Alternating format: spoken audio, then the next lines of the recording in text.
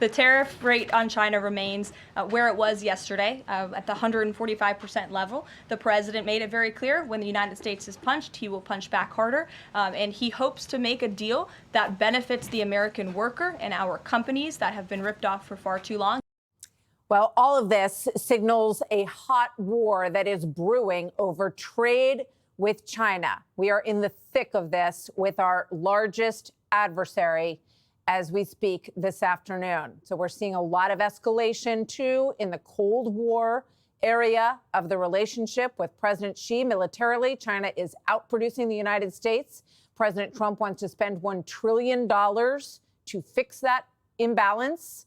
There are, quote, significant risks around China, stealing our intellectual property, growing concerns about cyber attacks, not to mention that we are locked in a battle that has been termed existential against China for AI dominance. Former Secretary of State and former CIA Director Mike Pompeo says she wants economic and political dominance in every corner of the world.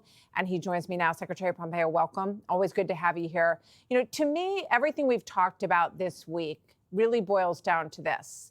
We are in a very intensified situation at this point with China. How do you characterize what's going on right now?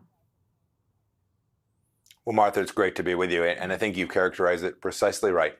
Look, the Chinese Communist Party has been at war economically with the United States for 40 years, and we failed to respond. And now is the time where we're finally trying to restructure that, to reorder that, to get it back to balance, to protect America and protect American workers. At the same time, you can't compartmentalize.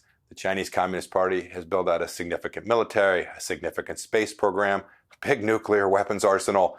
They're all across the world with ports. This is going to require American leadership to confront the Chinese Communist Party in ways that protect the United States, to ensure that the next 250 years continue to look like the ones we've all benefited from, and it doesn't look more like the world Xi Jinping, General Secretary Xi Jinping, would like us to live in. So there was a piece in the Wall Street Journal about the infrastructure attacks, cyber infrastructure attacks against the United States from China, and that Beijing officials recently sort of made it clear to American officials that, yeah, that was us. It wasn't some rogue group or somebody that it was a Beijing operation, is the suggestion of this Wall Street Journal story. And the suggestion in this piece is that it was in order to soften up our infrastructure networks, whether it's, you know, utilities or water supply, in case of an actual invasion or war. What do you make of that? Well, Martha, two thoughts on this. First, the fact that they've now taken this from a covert activity to an overt one by telling the United States, yeah, that was us. You don't have to guess. You don't have to speculate. Really tells you what they thought of the Biden administration and its weakness. But we've known that the Chinese Communist Party has been trying to do that for years. You'll recall when I was Secretary of State, we closed the largest spy operation ever conducted against the United States. That was being conducted from the Chinese consulate in Houston, Texas.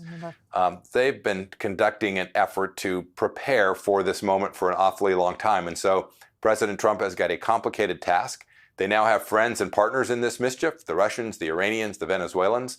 That axis, that group of folks acting against the United States is not acting in an uncoordinated fashion. They are working jointly to diminish the United States and its role in the world.